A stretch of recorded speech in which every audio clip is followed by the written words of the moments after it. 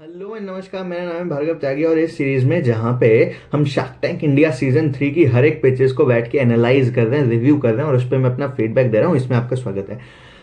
बहुत सारी पिचेस हम पहले डिस्कस कर चुके हैं। इस एपिसोड में मैं एपिसोड नंबर 2 की पिच नंबर 3 लास्ट पिच को एनालाइज करने वाला हूँ, जो कि इंटरव्यू नाम की कंपनी की थी, जिसको राहुल और पुष्पेंद्र लेके आए। इन्होंने एक बेसिकली ऐसा प्लेटफॉर्म बनाया है जहाँ पे टेक्निकल इंटरव्यूज, या मैं ये कहूँ ऐसे इंटरव्यूज जहाँ टेक्निकल राउंड्स बहुत ज़्यादा टाइम टेकिंग होते हैं, उसके लिए कभी कभी टेक्नीशियंस अवेलेबल नहीं होते हैं, टेक्निकल क्वालिफिकेशन एचआर के पास नहीं होती है, तो वो ऐसे बंदे को सोर्स नहीं कर पाते जिसके पास वो टेक्निकल क्वालिफिकेशन हो। सबसे बेस्ट एग्जांपल कोडर। अगर एक कोडर के लिए इंटरव्यू लेना है किसी को, और तो ज़रूरी है कि जो इंटरव्यू ले रहा है उसे कोडिंग की नॉलेज हो।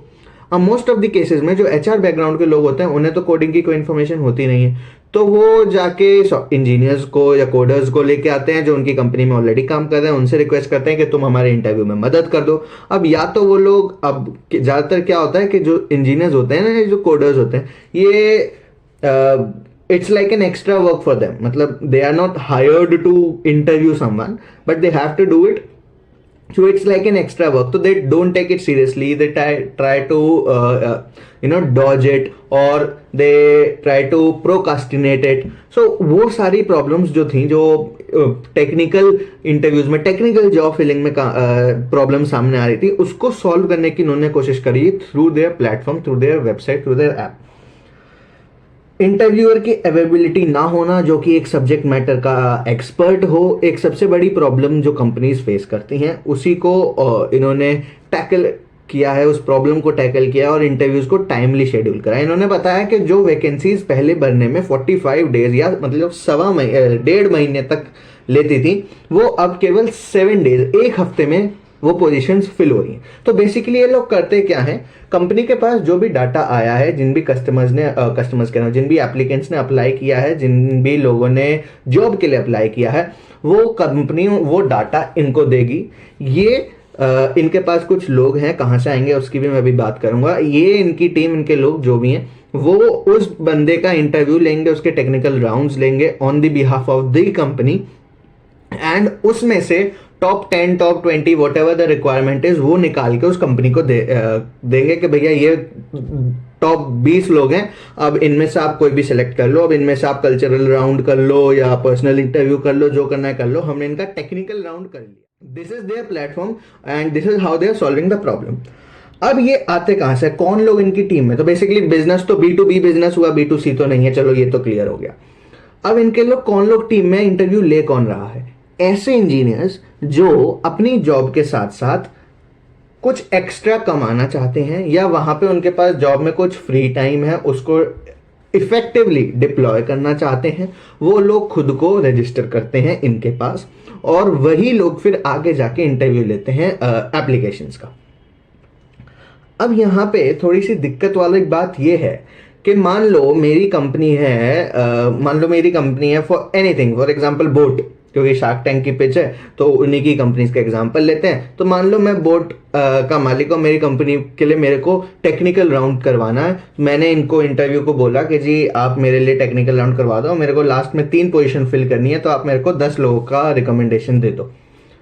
ठीक है, मेरे एप्लीकेंट की इंफॉर्मेशन मैंने उन्हें दे दी। अब किसी और कोडर से या किसी और टेक्नीशियन से जो किसी और कंपनी में काम कर रहा है, मान लो वो हैमर में काम कर रहा है, हैमर वाज अ कंपनी जो पिछले सीजन में आई थी शार्क टैंक में, तो जो हैमर में काम कर रहा है, and it was a competitor of boat. सबसे बड़ी बात ये, क्यों मैंने हैमर लिया एग्जांपल में, क्योंकि hammer was the competitor of boat. तो वो हैमर में काम कर रहा है। अब हैमर में काम करने वाला व्यक्ति अगर मेरे एप्लीकेंट का इंटरव्यू लेगा फॉर द टेक्निकल जॉब, तो ये तो दिक्कत की बात हो गई, सिक्योरिटी ब्रीच की बात हो गई। ये तो लॉस ऑफ कॉन्फिडेंस हो गया कि मेरी एप्लीकेशन, मेरी कंपनी में कौन काम करने आएगा नहीं आएगा, ये मेरी कॉम्पिटिटर कंपनी तय करेगी। कैसे भाई, क्यों करेगी? ये थोड़ा सा दिक्कत का पॉइंट है इनके लिए। फिर हालांकि इनका क्लेम ये है कि हम इस टेक्निकल इंटरव्यू के प्रोसेस को इंस्टेंट बना रहे हैं, अफोर्डेबल बना रहे हैं, स्केलेबल बना रहे हैं, स्टैंडर्डाइज बना रहे हैं, और हर 10 जो ये रिकमेंडेशन भेजते हैं उसमें से 7 लोग सेलेक्ट होते हैं, तो इनका रेशियो अच्छा है। इनका रेशियो अच्छा है। इससे ये भी पता चलता है कि इनका प्रोडक्ट अच्छा है, मतलब जो भी ये तरीका, जो भी प्रोसेस ये लोग फॉलो कर रहे हैं वो अच्छा है, प्रोसेस है। अगर 70% का सक्सेस रेट है तो। पर इसमें वही प्रॉब्लम है कि मेरा एम्प्लॉय मेरे ऑफिस में काम करने की बजाय अगर वो टाइम पे किसी और कंपनी के एप्लीकेंट की इंटरव्यू ले रहा है, उसका टेक्निकल राउंड कंडक्ट कर रहा है, तो ये एज अ कंपनी मेरा भी तो लॉस है कि मेरा एम्प्लॉय जो वक्त उसे मेरे काम के लिए देना चाहिए था वो जा किसी और कंपनी को दे रहा है। एज एन कंपनी जिसके एप्लीकेंट्स का इंटरव्यू हो रहा है वो उसके लिए भी बात है, क्योंकि उसके एप्लीकेंट्स का डाटा जाने वाला, कंपनी में कौन आएगा कौन नहीं आएगा, ये इन्फॉर्मेशन पास ऑन होने वाली है। ये इन्फॉर्मेशन जो नॉर्मली कॉन्फिडेंशियल रखी जाती है वो पास हो जाएगी आगे जाके। हो सकता है मेरे कॉम्पिटिटर को ही पास हो जाए। मून लाइटिंग जो कि एक इशू आ रहा था कि जो लोग टेक्निकल राउंड दूसरी कंपनीज में लेते हैं, वही लोग अगर इनके प्लेटफॉर्म के थ्रू टेक्निकल राउंड ले रहे हैं तो वो ऑलरेडी जिस कंपनी में एम्प्लॉयड हैं उनके साथ चीटिंग हो गई। इनके साथ मान लो मैं एचआर हूं, मैं इंटरव्यू लेता हूं बोट का, मैंने अपने आप को इंटरव्यू पे रजिस्टर करवा दिया एंड अब मैं इंटरव्यू ले रहा हूं शुगर कॉस्मेटिक्स का। तो ये तो मूनलाइटिंग वाली सिचुएशन हो गई कि जब मैंने अपनी कमिटमेंट, अपनी सर्विसेज का कमिटमेंट बोर्ड के लिए कर रखा है, तो why I am providing my services to Sugar Cosmetics. माना दोनों कंपनीज रिलेटेड नहीं है, but it is unethical, it is considered as unethical practice. तो वही है कि कॉन्फिडेंशियलिटी का ब्रीच है, कॉन्फिडेंस इतना नहीं है, थोड़ा लैक ऑफ कॉन्फिडेंस है, थोड़ा मून लाइटिंग का दिक्कत है, ऑफ आर इंटरव्यूज होते हैं। अब इस चक्कर में ऑब्वियसली ऑफ आर इंटरव्यूज होंगे क्योंकि मैं फुल टाइम जॉब कर रहा हूं बोट में। अब अगर मुझे एक्स्ट्रा इनकम के लिए कुछ काम करना है तो वो मेरे को एक्स्ट्रा टाइम पे करना होगा। तो अगर मेरी 9 to 6 9 to 7 जॉब चल रही है तो मैं शाम को 8 बजे 9 बजे जब घर पहुंचूंगा तब इंटरव्यूज लेना चालू करूंगा। तो जो एप्लीकेंट्स इंटरव्यू पे इंटरव्यू दे रहे हैं, उनका इंटरव्यू हो सकता है रात को 8-9 बजे हो, उनका इंटरव्यू हो सकता है संडे को शेड्यूल हो, उनका इंटरव्यू हो सकता है सैटरडे को अर्ली इन द मॉर्निंग 6-7 बजे शेड्यूल हो जाए, या late in the night schedule हो जाए। ऑब्वियसली आई एम होपिंग कि एप्लीकेंट के पास ऑप्शन रहेगा कि वो उसको कौन सा टाइम सूटेबल है वो बताए और उसी हिसाब से उसका इंटरव्यू लिया जाए। लेकिन ये ऑफिस टाइमिंग्स में तो इंटरव्यूज बहुत कम होते होंगे, मतलब बहुत कम होंगे, ये तो श्योर सी बात है। ऑल्सो इन्होंने सबसे बड़ी बात बोली कि हम रेज्यूमे नहीं मांगते एप्लीकेंट का। तो जो कंपनी हमारे पास आ रही है उसे अपने एप्लीकेंट्स का रेज्यूमे देने की जरूरत नहीं है, क्योंकि we don't believe in resume much, वो तो झूठ भी बन सकता है। तो हम डायरेक्ट टेक्निकल राउंड से ही चालू करेंगे और उसकी टेक्निकल एफिशिएंसीज जज करेंगे। अगर ठीक है, ये तुम्हारी अपना डिसीजन है, इसमें हमारा कोई बहुत बड़ा रोल है नहीं। फिर इन्होंने बोला कि इनके जो टेक्नीशियंस हैं वो 60 से 70 हजार रुपए एक्स्ट्रा कमा पा रहे हैं अपने ओरिजिनल या रेगुलर एम्प्लॉयमेंट के बाद, मतलब additional to it, through their platforms, through interview. तो यदि ये बात सत्य है तो बहुत अच्छी बात है, क्योंकि लोगों को मौका मिल रहा है कि वो अपनी स्किल्स को, अपने फ्री टाइम को एक मोर efficiently and more productive way में डिप्लॉय कर सकें, और उससे उनको एक्स्ट्रा इनकम भी मिल रही है। और भाई बहुत अच्छी इनकम मिल रही है, 60-70 हजार रुपए है, अगर कोई बंदा कमा रहा है तो वो तो पार्ट टाइम इनकम के हिसाब से काफी अच्छी इनकम हो गई। और इनका कहना है कि इमीडिएट पेमेंट दे देते हैं। इमीडिएट पेमेंट का मतलब है कि अगर तुमने आज एज एन एचआर, अगर मैंने इंटरव्यू पे कोई इंटरव्यू खत्म किया है तो विद इन फ्यू आवर्स मेरा अकाउंट में पैसे डेबिट हो जाएंगे, सॉरी क्रेडिट हो जाएंगे। तो ये तो बहुत अच्छी बात है कि इमीडिएट पेमेंट। ऐसा नहीं है कि महीने के एंड में मेरे को बिलिंग होगी और मैंने पूरे महीने में जितने इंटरव्यू लिए हैं एप्लीकेंट्स के, उसके बेसिस मेरे को पैसे मिलेंगे। जी नहीं, आज एक इंटरव्यू लिया, एक इंटरव्यू के पैसे आ जाएंगे। तो ये तो बहुत अच्छी बात है from the perspective of the technicians जो इनके साथ जुड़ रहे हैं। देखो, एक बिजनेस ना या एक स्टार्टअप तब सक्सेसफुल होगा जब उसमें जुड़े हुए सारे स्टेक होल्डर्स का ध्यान रखा जाएगा। कस्टमर का इंटरव्यू जल्दी हो रहा है, उसे जल्दी नौकरी मिल रही है, ये तो बहुत अच्छी बात है। जो इनके साथ टेक्नीशियंस जुड़े हैं उनको एक्स्ट्रा अर्निंग का मौका मिल रहा है और इतनी अच्छी अर्निंग का मौका मिल रहा है, ये भी बहुत अच्छी बात है। जो कंपनीज इनके साथ जुड़ी हैं उनको 45 डेज में जो टाइम लगता था एक रिक्रूटमेंट को भरने में, वो 7 दिन में भर पा रही हैं, तो उनके लिए भी अच्छी बात है। और दे एज अ कंपनी तो पैसे बना ही रहे हैं, तो वो भी अच्छी बात है। और इनके इन्वेस्टर भी आएंगे तो पैसे बनाएंगे ही, तो वो भी अच्छी बात है। ऑल इन ऑल मेरे को ये कंपनी है बिजनेस मॉडल बहुत अच्छा लगा, इनकी स्ट्रैटेजीज बहुत सही लगी। और जो बहुत अच्छी चीज़ जो मैं आपको मेंशन करना चाहूँगा इसमें वो ये था कि इन्होंने बोला कि हम हमारे सारे इंटरव्यू ना रिकॉर्डेड होते हैं। तो जैसे ही कोई इंटरव्यू खत्म हुआ तो कोई बंदा उस इंटरव्यू को रिकॉर्डेड मोड पे देख सकता है। आप एप्लीकेंट या आप I don't have so much clarity कि एप्लीकेंट दोबारा से देख सकता है या इंटरव्यूअर देख सकता है या कंपनी देख सकती है। हालांकि आई थिंक इन तीनों को के पास तो ऑप्शन होना ही चाहिए देखने का। और एआई सपोर्टेड इंटरव्यू होते हैं। एआई सपोर्टेड इंटरव्यू का इनका मतलब क्या है, जो इन्होंने अपना टेक समझाया, अपना ऐप, अपनी वेबसाइट समझाई थी पिच में। एआई एनेबल्ड इंटरव्यू का मतलब ये है कि अगर देखो इन्होंने इतना बारीक फीचर डाला है कि अगर एप्लीकेंट लिपसिंग कर रहा है और उसकी जगह कोई और बंदा बोल रहा है। देखो ऑनलाइन में दिक्कत होती है ना, मान लो मैं अभी होटल आना चालू कर दूं और वॉइस ओवर किसी और का चला दूं, तो वीडियो है, ऑनलाइन है। How we are connecting through online medium.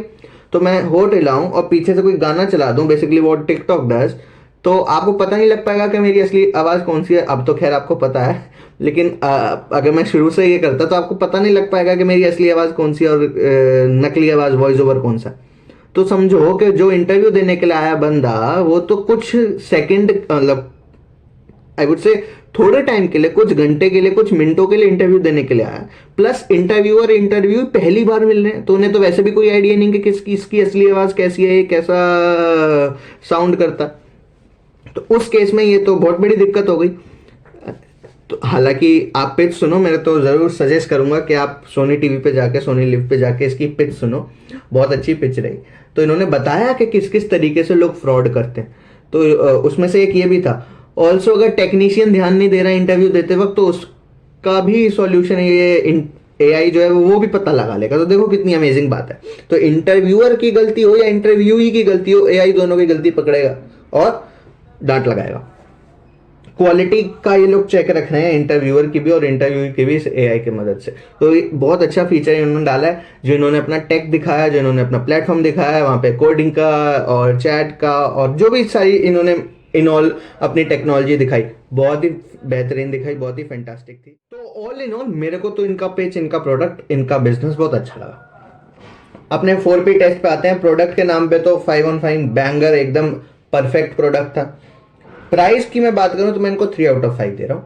The reason being, एक तो इनके पिच में प्राइस इन द सेंस, ठीक है, टेक्नीशियन अगर 60-70 कमा रहा है तो बहुत अच्छी बात है। कंपनी इसकी जल्दी वैकेंसी हो रही है तो उनकी भी कॉस्ट कम हो रही है, एम्प्लॉय कॉस्ट और जो भी पर्सनल की कॉस्ट होती है। बहुत सारे तरीके होते हैं, मतलब अगर तुम एक प्रोसेस को लंबा खींच रहे हो तो इसमें टाइम, एनर्जी, बंदे का एम्प्लॉयमेंट सब जाता है। उस टाइम को तुम कहीं और जगह लगाओ तो ज़्यादा पैसा, अपॉर्चुनिटी कॉस्ट, ज़्यादा पैसे कमा सकते हो। तो वो भी प्राइस वाला फैक्टर है।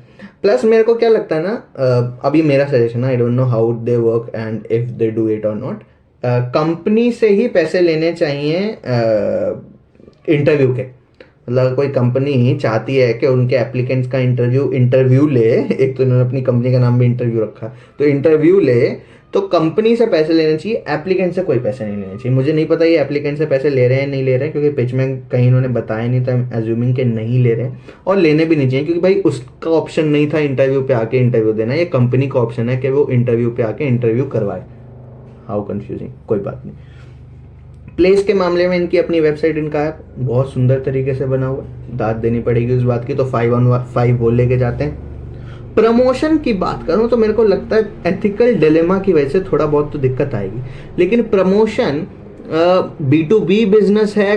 कस्टमर को प्रमोशन, नॉर्मल जनता को, एप्लीकेंट्स को प्रमोशन, इंटरव्यूई को प्रमोशन ये कर नहीं सकते। और इंटरव्यूअर तक प्रमोशन करके कैसे पहुंचेंगे वो थोड़ा डाइसी है। हालांकि प्रपोजिशंस अच्छे हैं, but I don't know how will it work and to what extent will it work. तो उसमें मैं इनको 2 नंबर दे रहा हूँ 5 में से। तो इन ऑल इनका टोटल स्कोर होता है 15, विच इज मोर देन 12। तो इनको ऑफर्स तो मिल नहीं थे, 5 में से 3 शार्क्स ने इनको ऑफर दिए और फाइनली अमन के साथ इनकी डील क्लोज हुई। तो this was the pitch of interview, second episode, third pitch, last pitch खत्म हुआ है यहाँ। अगली वीडियो से हम थर्ड एपिसोड के पेजेस डायसेक्ट करेंगे. Till then, thank you and have a nice day.